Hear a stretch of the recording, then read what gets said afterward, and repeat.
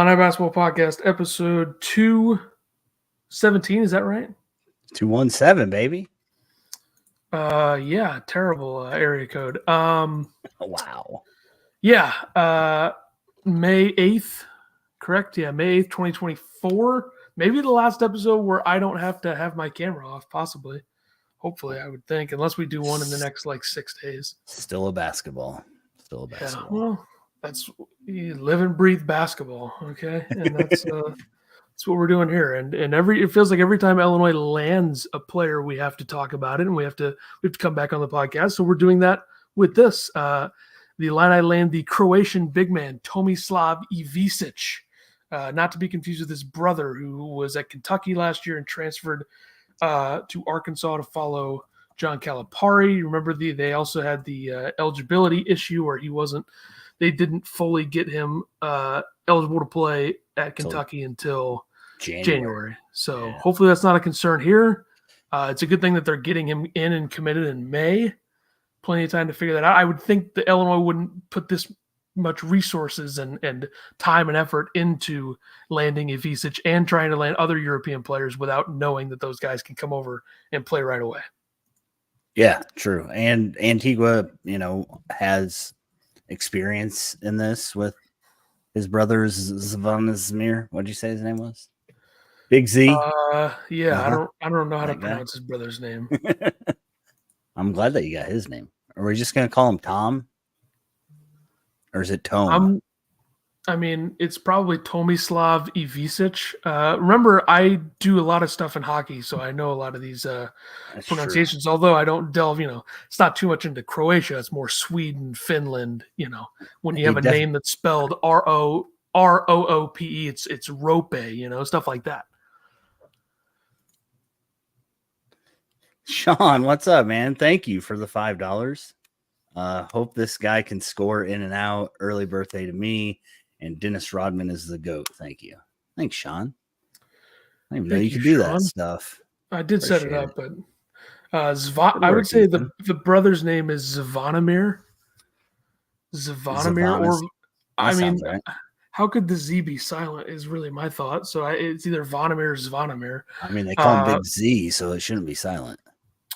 Yeah, so from 247 on Tomislav, he played for SC Derby this past season, the ABA. So, he's playing against different level than what you're seeing for a lot of these American prospects. Averaged 7.3 points, 4 rebounds, about a block, and 1.3 assists per game. Shot 63.5% from 2, 13 of 32 from 3, which is 40.6%. And another big number here for a guy who's 7 feet tall, 13 of 15 from the free throw line. He also played 14 games in the other level, which would be the Montenegro Erste Liga. 12 points, 7.5 rebounds, 1.3 blocks, 1.2 assists in 14 games there. 60% from 2, 46% from 3, and once again 86% from the free throw line. So very similar numbers in different levels of leagues. Obviously, the ABA a higher level. And here's another note, an interesting note here from our guy Jeremy Werner, our best friend. SC Derby played a scrimmage, if you watch the film Benchwarmers, against USC last summer. And Tomislav had 23 points and 12 rebounds. So he already feasted against a future Big Ten opponent. It's good news. Something to think about right there. Yeah, Illinois has been looking for a 5. I would say that they got their 5. He's not a traditional 5, but Brad seems to think that he can protect the rim, which is kind of what Illinois needed, right? You're not so much worried about a 5 that can bang on the offensive end. You wanted one that can protect the rim, and Brad says that this guy can. So, and he's 20, right? He's already 20 years old. He's been playing with pros, so seems pretty good. Yeah, that's a big part of the way that other professional leagues also approach. If you're in the argument in hockey, so you have a Canadian guy who's been playing against junior players, in his age 16, 17, 18 seasons. And then you have, a Russian who's been playing in the KHL. So he's been playing in a pro league. So you're playing against a different level. So the numbers aren't going to be as flashy for these guys in those professional leagues, but they're going to be, more well-rounded and more experienced and established when you're playing against older players. And he's definitely not a traditional 5, but he has some traditional 5 tendencies. Brad called him a modern-day 5-man who fits right into our style as a big who can space the floor. He can play in pick and rolls, elite passer. So there's elite. I haven't watched that much on him, but I definitely think he's got the footwork and the body to protect the rim, I think. Brad called him a very good rim protector, high-level basketball against older, established competition. That experience has made a tremendous impact on his development, and we're excited to add someone with his skill and versatility to our program. I would be very surprised if you didn't see Ivisic with like some of the better numbers in the team next season. Like I think probably not leading scorer, but I think he'll be right in the mix, and I think he's probably going to put together like a good season where we're like, okay, this guy might only be here for like 2 years or 1 year. I mean, he's already 20. So yeah, his brother was an NBA prospect, barely playing at Kentucky, and he's going to go to Arkansas and probably get drafted next year. So I think he's got a future in the NBA. I don't know, what the ceiling will be there, but I think he's more than ready to jump right in. And this is not Zachary Perrin. Okay. It's not that. Yeah. I agree. Brad talked about Big Hummer a little bit and talked about how he's going to have him play booty ball a little bit. And this is kind of the 5 that you need for that. I mean, kind of like with Coleman last year that can space the floor and let guys work like Damask did last year. And this makes Illinois really tall in the front court, back court, whatever court. Mm-hmm. Yeah, I think there's a chance that they end up starting Humrickhouse, Ivisic, and Booth or Merez. Like there's a chance all 3 of those guys start. Like you have Humrickhouse starting in like a hybrid 3-4 role, and then Merez kind of a power forward type, stretch the floor a little bit type. It's going to be kind of hard to figure out how Illinois is going to play with that. And I don't know, like, can you start that lineup and have Ty Rodgers also there? That's the big question. Where's Ty fit in? If they do that, you'd be asking Ty to guard 2s and 3s instead of 1s and 2s, I would say. So right. I think that's probably a good thing. But I mean, if you do that, you're 6'2", 6'6", 6'9", 6'9", 7'1", or whatever Ivisic is listed at. So, I mean, it'll be. I think the bench is going to be pretty interesting to figure out a lineup there. Like, is DGL going to be the guy that's handling the ball off the bench? Feels like we're in that direct. I mean, I could see. You know who I could see handling the ball a little bit more than we expect? The guy that I've never said anything bad about, Trey White, I think could handle it a little bit. That would be interesting. Do you think Trey White has the opportunity to start over Ty Rodgers? I mean, maybe. I think it depends on what Brad's looking for in that last spot. Let's also not forget, we'll talk about him later, but like if Igor comes to Illinois, I think he's going to start, right? Yeah. I would say that would be a crazy looking lineup if you had Boswell, Igor, 4 guys over 6'8". Yeah, that's a lot. But I mean, you got a bunch of handlers there. Yeah. It's very similar to last year. It's just bigger and a couple different skill sets with a guy that you can have run the offense as a point guard. I don't know. It'll be interesting. I mean, you got to bring in talent, and Illinois has not struggled to do that at all this summer. They don't have the flashiest class because they're not bringing a bunch of guys who have a ton of experience as great college players, but they're bringing in talented guys who have played a lot of minutes or guys from Europe who have played against high-level competition. I think it's very encouraging, and it's not like USC was very good last year, but the fact that Ivisic can play against them and put up 23 and 12, I think it's pretty sick that he did that last summer. So he's already got another year under his belt since then. I don't think he's going to have any problem transitioning to this level, like at all. I don't think there's going to be any issue there. And clearly with the way that Illinois is structuring their non-conference schedule, they're going to be facing some really, really good opponents. And I think that's great. I think that's how you do it. I don't think you shy away from that stuff. You don't want to let a bad non-conference schedule catch up to you. Yeah. Much better off making it harder. Yeah. There's some comments here. Seems like we're getting one more 4 or 5 star out of the portal. Do you guys think it's that Miami Hurricane? I think Illinois' got to be done with the forwards and wings and stuff, right? It sounds like they're going after, like they're trying to land another wing, but you could say Igor's another wing, right? At 6'8". I don't know if he's a wing is his size, but he's right. not really. He's not really a traditional wing. Why is Ethan still at basketball? Swelling, man. Swelling. I can't sit. What do you want from me? Jesus. And the lighting, it's terrible. It's just not. It's I'm in a different room. It's tough. Yeah.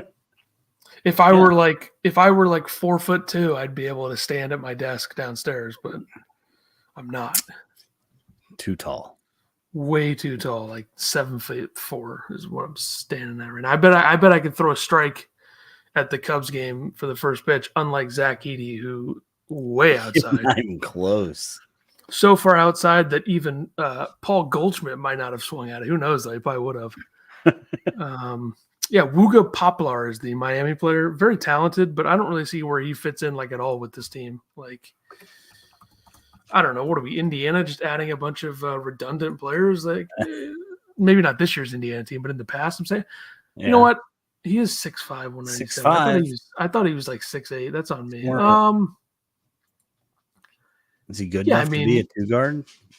Yeah, I mean but I just don't think that Illinois is going to have the NIL or want to put the NIL into him. He is a 2-guard. I did get him confused with Norchad. That's my bad. There's so many weird name Miami players that I kind of got it mixed up.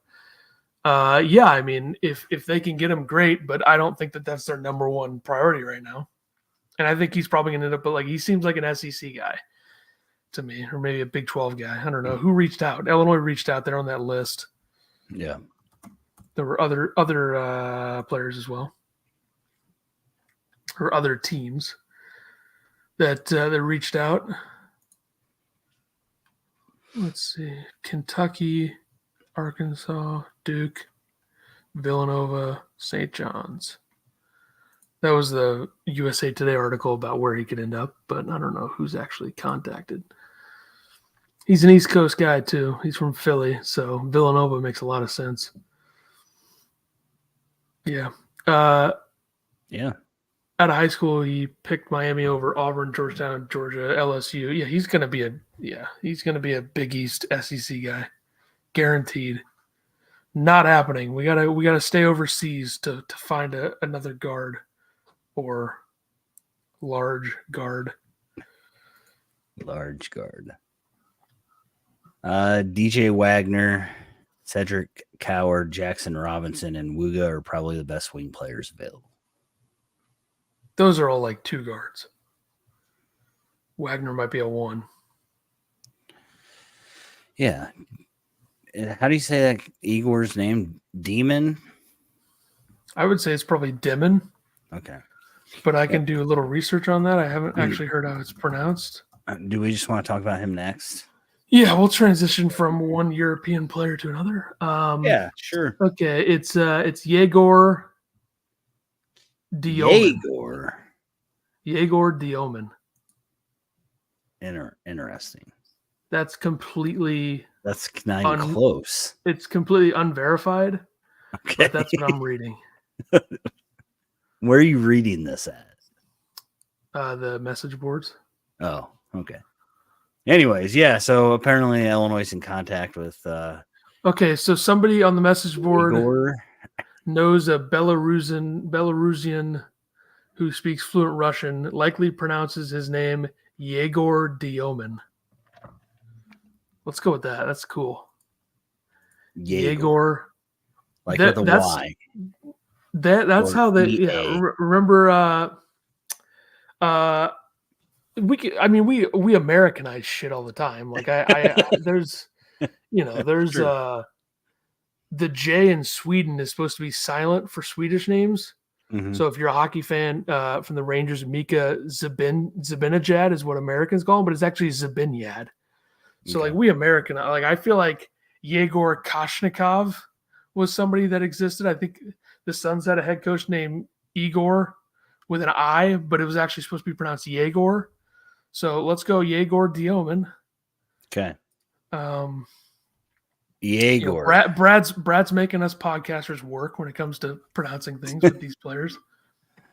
Gonna need a dictionary pronouncing our players next year. Humrickhouse, Demon, and Tomislav. Sounds right. Yeah. So this kid's from Spain. I mean, he's playing in Spain. He's from Russia. From Russia, yeah. He's playing for Real Madrid. Yeah. Apparently, people are saying he's going to be a 2-guard. He's listed as a 6'7" guard on the Eurobasket website. Yeah, and it's probably the basketballs over there in Spain, but he only shoots 33% from 3. So he's more of a well-rounded all-around. Like he's going to get you assists and rebound, and he does score from 2. He does distribute the ball well. 60 in the Spain EBA last year. He was 60 of 105 from 2 and 41 for 122 from 3. He had 91 total assists, 4.3 per game, 5.1 rebounds, including 1.1 offensive rebound per game. And he averaged 13, 5, and 4. And also, here's another stat: 2.2 steals per game. Yeah. And he played 23.3 minutes a game, 21 games for Real Madrid. In the under-19 league, he shot 36% from 3, averaged 13, 3 and 3 in that league, 2.6 steals per game in 7 games. He played in the Adidas Next Generation tournament for Real Madrid, 13 points, 4 rebounds, 6 assists, 2.5 steals in 4 games. Shot at 17 of 28 from 2, so he can get to the rim and score in a number of ways inside the three-point line. He just isn't a very consistent three-point shooter, but he has games where he is. I mean, you look at a game they played against Mayahada Honda. They won by 19. He shot 4 of 10 from 3. So he was 8 of 10 against Quintanar, I see, from 3. Yes, that is also true. But he's also, against Tabara, he was 3 for 15. So he's not afraid to shoot it. Clearly, 4 for 11 against Valsakio. And these are Spain EBA teams. So yeah, I love the profile. Like I think there's a lot there. I mean, he's gonna either way. He's gonna go to the NBA after next year, right? I mean, that's kind of the consensus on this kid is he's going to be drafted. So he either spends a year at Illinois or he spends a year over in the Pro League in Europe. It'd be great to get him. International Brad. I hear that Jeff Alexander was kind of the first guy on this, but Antigua's getting all the credit. Is that true? I don't know, but it seems like they're really doing a thing where they're going kind of different direction where they're getting guys or going after players in these European leagues who are way more ready to contribute now. Like Moretti was from the NBA, Europe NBA thing, whatever that was. And then Perrin obviously wasn't ready to contribute right away. Like Jagor is going to be ready. We already know that Ivisic is ready. So it's a different approach. I like the approach. And the profile for Jagor is like really exciting to look at. Like I think there's a lot of different things he can do. Like I think that Illinois would really benefit with a guy with a skill set like this. Like you're looking at games where they're blowing teams out in some of these under 19 games. And he's getting like 5 steals, 4 steals, 4 steals. Like he's getting a ton of steals. He's long. Like, yeah. He had a game against San Jorge, I guess. I'm getting like way too liberal with the I'm just letting it fly. Listen to his stat line against San Jorge. They won by 36. He played 25 minutes. This is in the under 19 league for Real Madrid. He had 7 points. He was 3 for 9 from the field, so not great. 7 points, 6 rebounds, 7 assists, 5 steals. So like stuff in the stat sheet. Yeah. And he shot it terribly from 3 when he was playing in the under 19 league, but he went 6 for 10 against Unicaja. Timeout. Crypto Shock dropping a 20 bomb. And it's obviously all for me because you don't drink. It says, have a beer on me, fellas. Love your show. Crypto, thank you very much. Who controls the account? Thank you very much, Crypto. Crypto has been very generous to us, so we appreciate you. Hinkle says, was there any buzz about other schools targeting Tomislav? I love the fit, but how excited are we about a player we didn't have to compete for? I don't know that for sure. It is interesting that his brother, came last year to Kentucky and Kentucky didn't want him, I think, but that gave him another year of playing with pros. His brother, again, didn't play till January, so I think he might just be a touch behind Big Z, but if you can keep him for 2 years rather than, I think probably Big Z's done after this year, it's got to be a good thing. Is Jagor coming to visit Illinois? I don't think so. It sounds like if he wants to come to Illinois and play, it's out there. I don't know. Apparently, there's rumors that Illinois is offering all this NIL money. We talked about this before we went on. I mean, like Zach Edey, since he was on a visa, couldn't get NIL money. So I don't know how people are saying Illinois is just throwing a bag at him and saying, if you want to come. But that's apparently the story. I think it'd be more if he want NBA guys to have more eyes on him would be my guess. But I mean, I will say Ivisic, Tomislav, this is the one that's going to Illinois. I don't know that Illinois didn't have any competition for him, but what I do know is that his numbers in terms of efficiency were much, much better in the ABA in 2023-24. He only averaged 0.6 more points per game, but he went from 51% from the field to 57%. He went from 15% from three to 42%. His percentage from two went up 6. His free throw percentage went up from 78 to 86. He did average fewer rebounds, but that was more so because he only averaged 1 offensive rebound per game as opposed to 1.3. His assist numbers went up 0.3 and 0.7 from 2 years ago. So there's been steady growth each year, and maybe he didn't. I mean, maybe I don't know if nobody was interested in him. I just think that Illinois was in a good spot to bring him in. I think you look at the skill set, you look at the numbers. There's a lot to like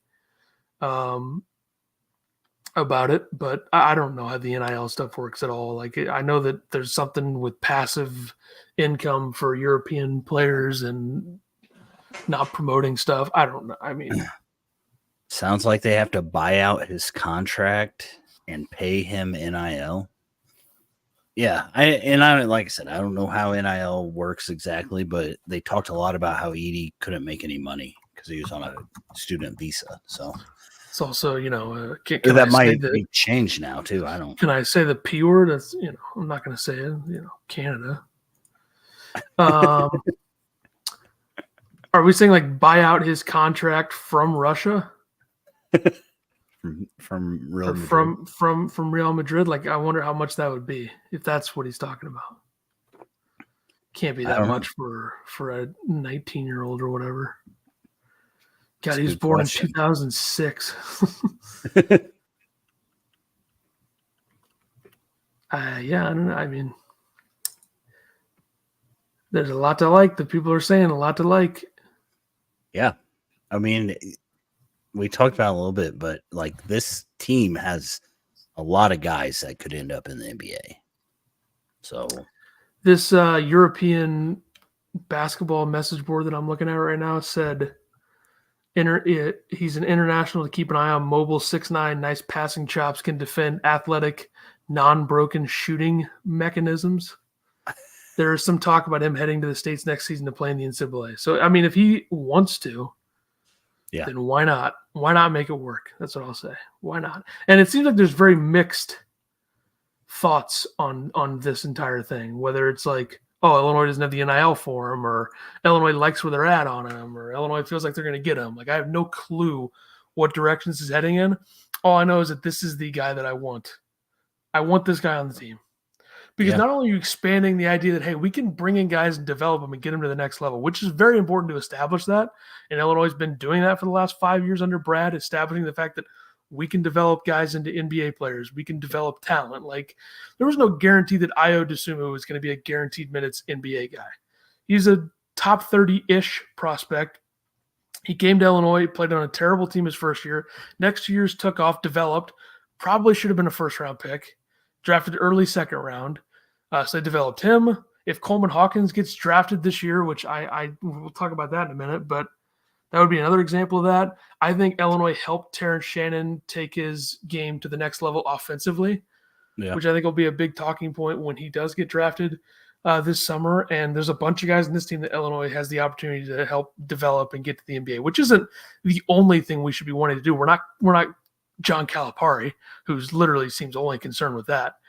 But it's a big, big selling point for recruits and absolutely everybody. Yeah. Bootsillo says also hearing Nico might come back. Have you heard anything about that? Just the randos on Twitter is all I've seen. I think that Brad's gonna probably have 2 scholarship spots left sitting there when everything shakes out. Just by that's the where way you bring in going. So if you're gonna fill your spots, bring in development guys. Yeah. And Nico would qualify in that category. If he wants to keep developing, come here, practice against these guys. You'll probably see some minutes too. Yeah. I mean, I don't know. How good does Nico think he is right now is basically what it comes down to. Like, does he think, is there a team that he could go to, like a Pacific or a Pepperdine or a, Pepperdine, either one, Santa Clara, Yeah. Santa Clara has a great resume of developing NBA guys. I'm just saying. I don't know if Nico's an NBA guy, but. And that might be a thing that he's doing. He's seeing if, there's anybody that has a need for him and can give him more playing time. I think that he'd get time at Illinois. I mean, he got time this year, but it depends on how much kids want these days. I mean, that's where we're at. Like, do you want to play or do you want to develop? So, yeah. Right. Coleman next. Okay. Coleman had an interview with Goodbloom and basically said there's no shot he's coming back to Illinois. Which we already knew. So basically the doctor on Twitter, you can stop now. It's all right. Yeah, the doctor keeps telling people. Norlander said yesterday he thinks like K-State, North Carolina. He listed like 5 schools that he thinks that Coleman would end up at. The good news is he said he wouldn't ever go to the Big Ten team. He hates them all. He hates Mizzou. Yeah. So Coleman, it's been a fun ride, but I hope he tests well and somebody drafts him. I agree. I don't know if I want to see him play for somebody else, but if he goes to North Carolina, that's fine. And I thought it was really I really liked how he said that Brad's building his team right now, and he doesn't want to take away from the guys that Brad is getting right now. And if he comes back, it impacts guys like Booth and Big Hummer and those guys. So I think that's a very mature way to look at it. Like, I know that I want to go test NBA waters, but I don't want to mess up what Illinois is trying to build for next year. And him coming back, would mess with that. So see ya, Corey Booth. Or Carrie Booth, either one. Yeah, Carrie Booth, for sure. So let me ask this question. Do you think Illinois has spent that much in NIL this offseason so far?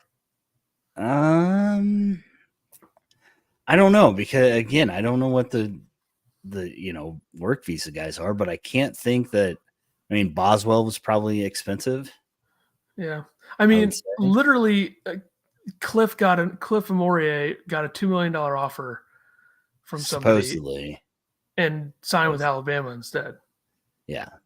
But if they're paying that, I saw a thing about that said that those are the numbers that agents put out because they want to make it look good.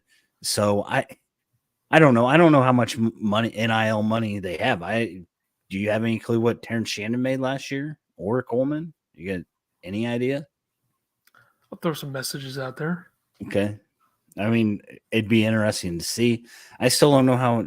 I still don't understand NIL because there's guys that do commercials. There's guys that get it through the school. I don't really understand it. So I think that number is. Yeah.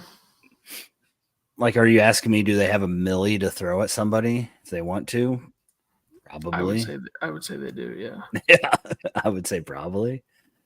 But it says that Shannon signed a deal with some NIL company for $240,000. So, which is how much is the school paying though? That's really the question. Yeah, I don't, because the school can't technically pay, right? It's that icon for Illinois that actually pays. I don't understand any of it. So I don't know if anybody knows any better information than we do. Let us know. Hit us up. So that's the same thing with the store number. That was totally an agent throwing that out there. Yeah. Don't trust agents. Yeah, I don't know. Like, I think that if there was a player out there that got $1 million plus, we'd know about it. I cannot see Cliff getting a $2 million from somebody. That seems insane for 1 year. I mean, who would it be? Could Georgetown do that? They're dumb enough. I don't know. The message boards seem to think that Jagor is out of the price range, but I don't understand what the price range would be and how that would work. But yeah, I don't know what way we're trending. This is all stuff from Monday, so I don't know. Anybody that's deeper into the message boards, tell me if we're getting Jagor or not. I'm gonna be pissed if we don't. Yeah. Yeah. So Brad's. Besides Jagor, do you think Illinois needs another piece right now? Like who else would be on your list? Nico. I don't know. I've been so focused on the Europeans. I don't know. And working on another project that we might be launching soon. Hint. Yeah. But now that people are throwing money at us on here, who knows? I mean, no. I agree. Get ready for us to turn into Illini guys. Maybe relax. Maybe we will throw some money. We need a wing. I feel like we got plenty of them. Plenty of wings. I don't know what the hell's the definition of a wing at this point for Illinois. Chaz Lanier. Humrick House really isn't a wing. What do you consider him? Power forward? Yeah, I don't really look at I don't know. Wing to me is like Trey White. Chaz Likely down to Kentucky and Tennessee. He's out. Yeah, I didn't think that was going to happen, but it did make sense from his profile number wise. I don't know. Just get Jagor and do it. What is the draw for Hawkins to have Kansas State on his short list? Kansas State's NIL must be kind of crazy because I would think they seem to land a lot of guys that you're like, why would you want to go to K-State? But a two guard, I think Illinois needs a two guard. That would be where I'd be trying to throw money at. Jay says Jagor is definitely who I wants to deal with international players anyways. Do you have to pay the team he's leaving and give the player NIL? Yeah, that's what we've been talking about, Jay. I don't know how it works. I mean, like I said, Edie supposedly couldn't get any NIL money, so I don't know how we're going to pay off a contract and then pay a kid NIL money on a school visa or a student visa. Confusing.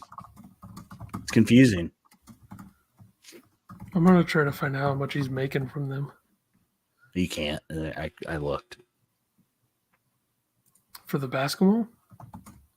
Yeah, I tried to find out what his salary was. Chat Google AI tells me that you can't find it. Microsoft Bing AI tells me you can't find it. So yeah, I bet. Where's he playing? Spain. Real Madrid. Yeah. 2. Looks like Real Madrid has a budget of over 40 million in US dollars. Seems good. Okay, he's probably making like 200,000 a year. I don't know. Can't be more than $1 million for an 18-year-old or whatever.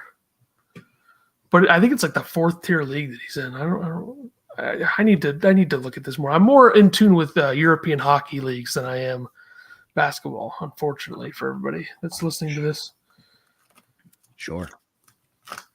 Yeah. Right. Hypothetically speaking, if a podcast was to start like a page for different types of content, like hypothetically, like if it were not Substack, but like Patreon or something like that, like hypothetically, how would that go for them? It's kind of the question I have for the chat. Just hypothetically, Illinois schedule.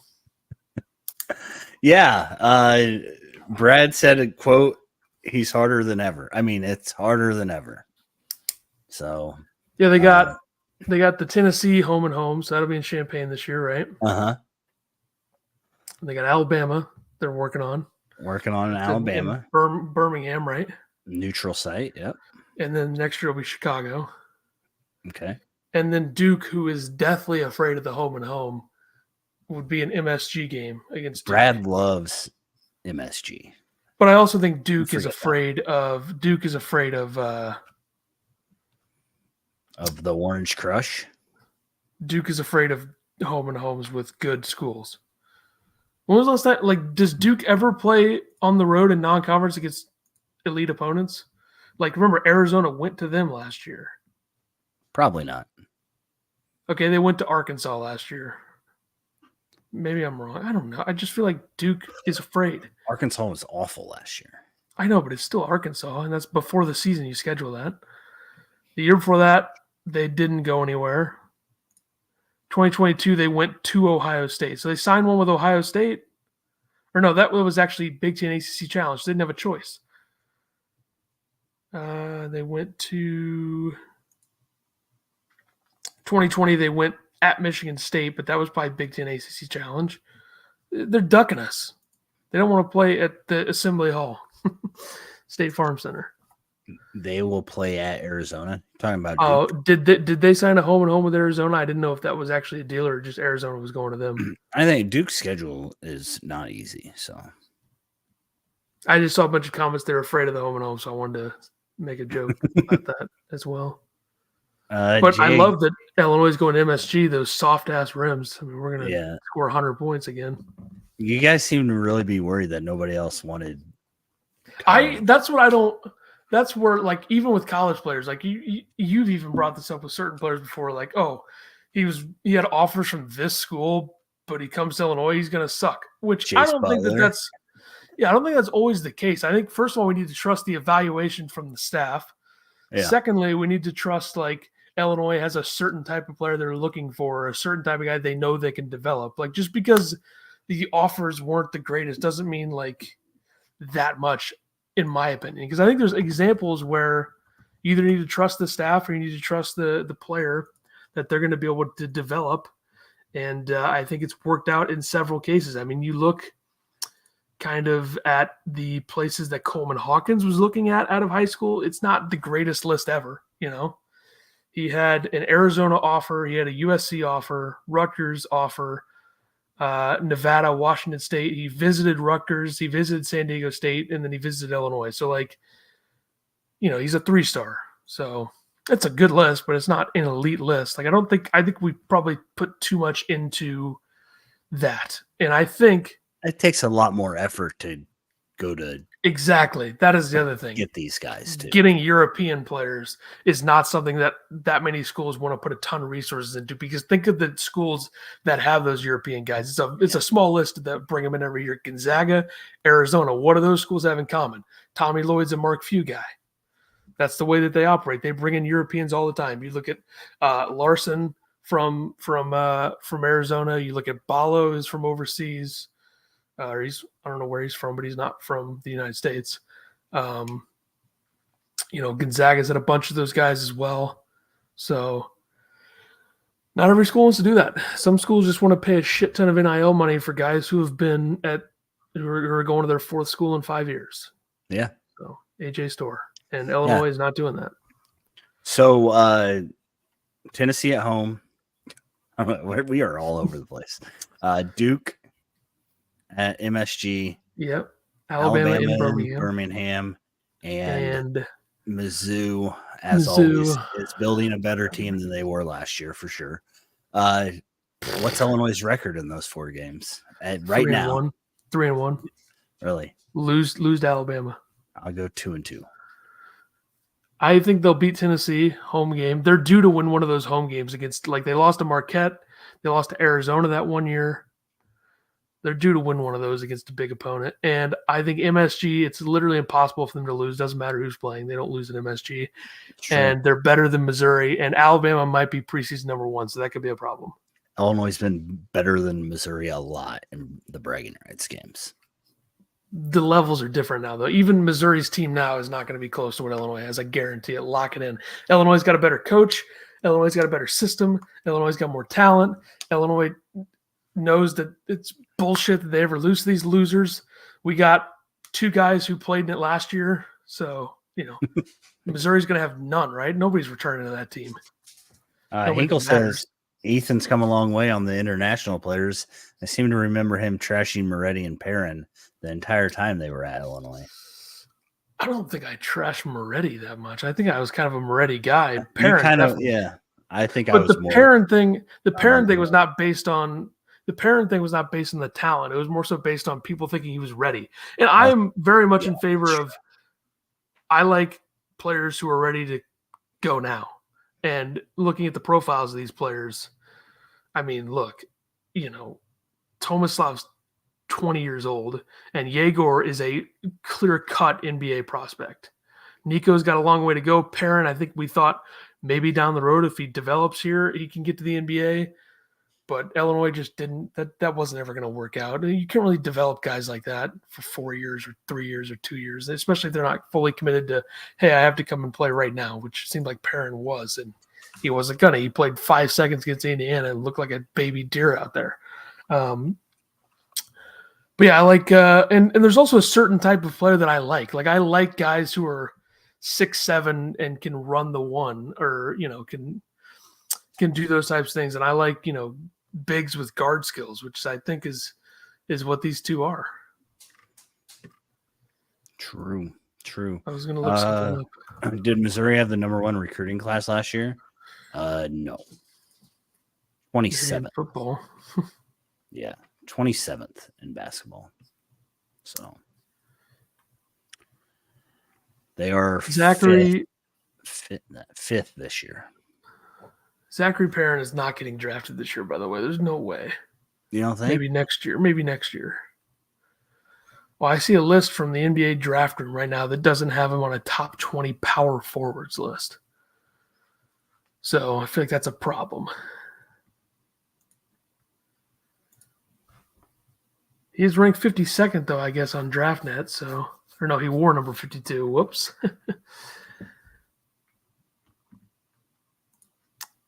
Good luck to him. Yeah, I mean, Missouri, I'm going to look at Missouri's class here. Missouri 247 basketball. That's how we do it here. Let's see. Missouri's got the number 12 class this year in basketball. That's a pretty good class. Seems like Missouri's 5th, but sure. 5th composite, 12th overall, 11th transfer. Oh. Yeah, they got some good players coming in.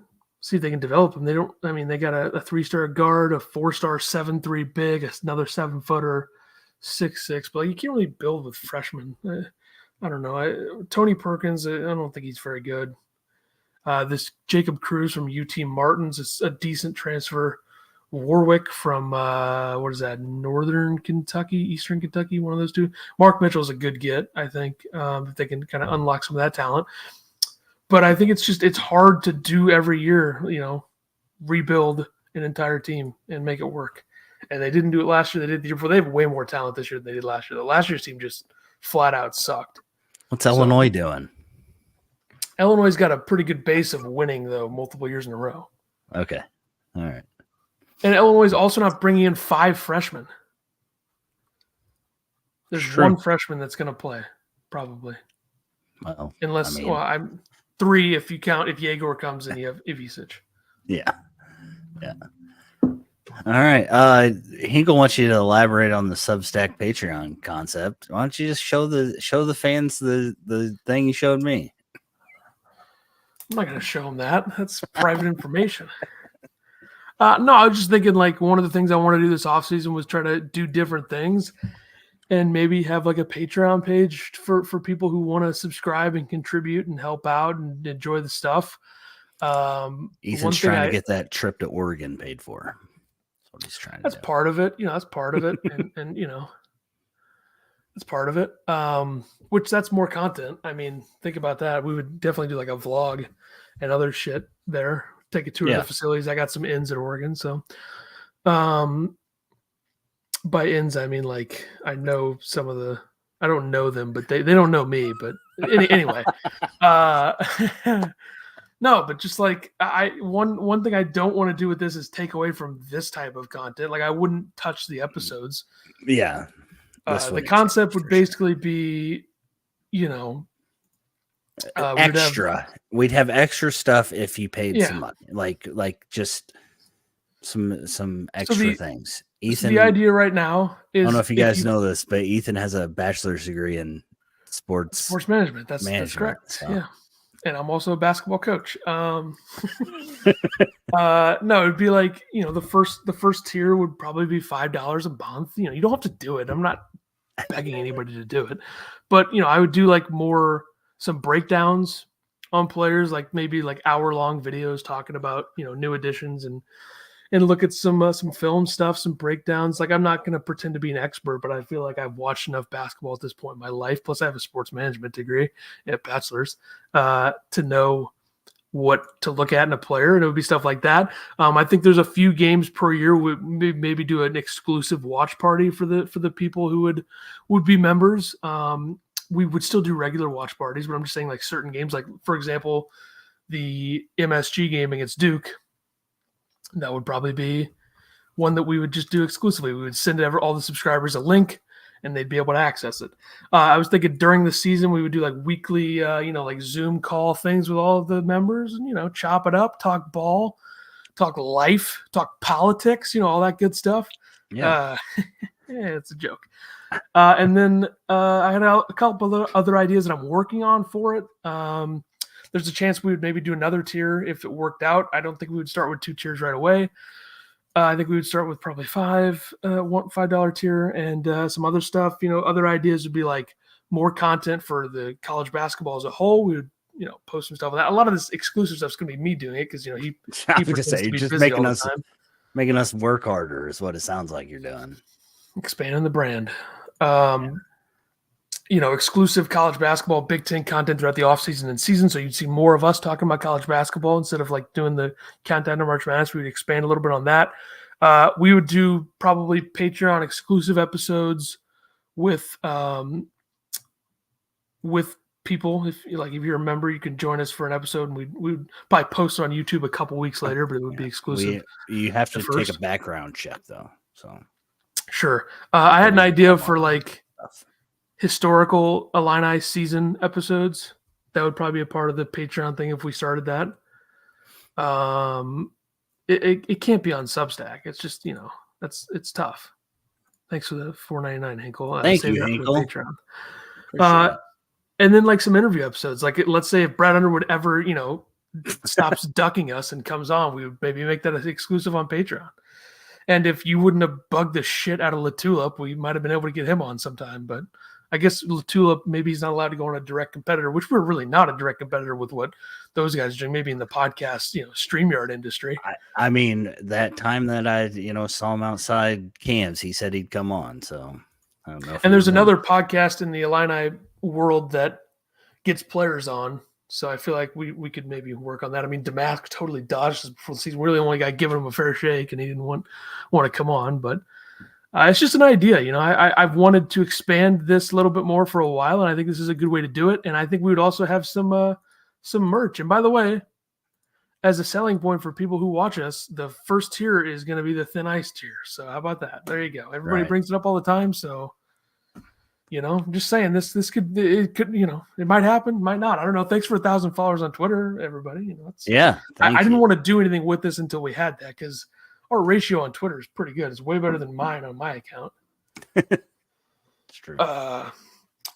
We follow 163 and we have over 1,000. That's a pretty good ratio. Good stuff.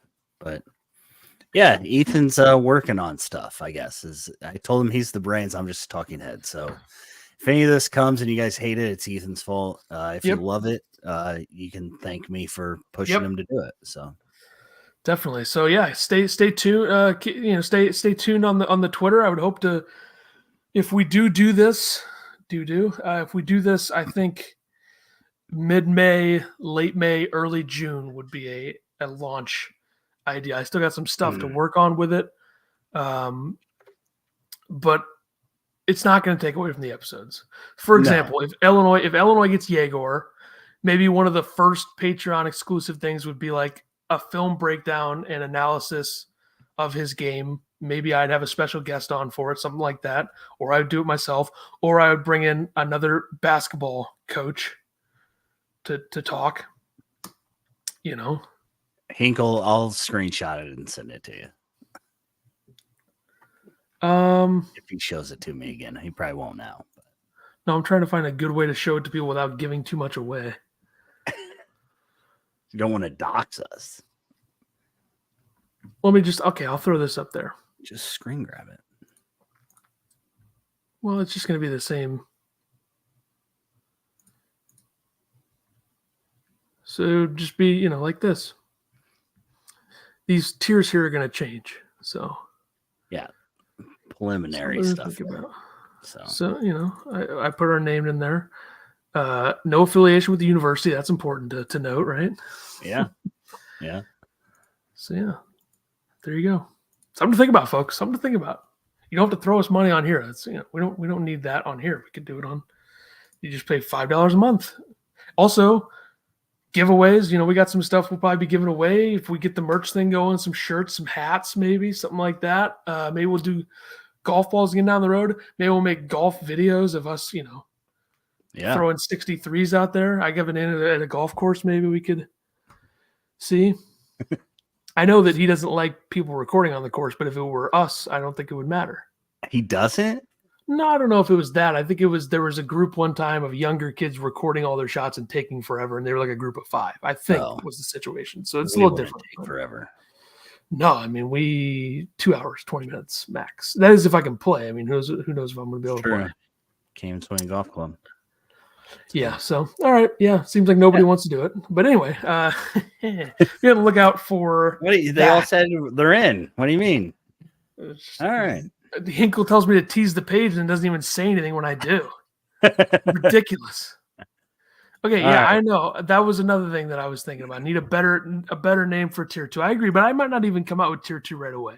Yeah. I was thinking about that. I was going to make it the smoke some weed and shut up tier, but that's just me making it about myself. I don't want that. This is it's all preliminary. So just calm down, Eagle. Jeez. Yeah. Well, Bootzilla wants to have it done. I don't know. Yeah. No, I'm talking about him talking about the tier 2 name. I know. All right. Yeah. So stay tuned on that. If Illinois lands another player, we'll be back for another episode. We need to thank Alamo Steakhouse and Saloon. Do we still have a deal there? All right. Yeah, I mean, I'd say it's a year long, right? So Okay. we'll have to check when the contract's up. But 700 East Broadway Avenue in Mattoon, Illinois. You can find them online at www.alamo-steakhouse.com. They do have a Mother's Day special coming up. They're open at noon on Mother's Day. You can get a filet Oscar, an 8-ounce filet, topped with jumbo crab meat and a hollandaise sauce. Today is Wednesday. They have a pasta primavera on special, so go check them out. As always, like, subscribe, follow, rate us 1 star, whatever you guys want to do. We appreciate it. Thanks for hanging out with us, and we'll be back soon. Yep, we'll be back. Bootzilla says next week, so maybe we'll add somebody next week. Yeah, and thank you, Crypto and Hinkle and Sean, for gifting that money.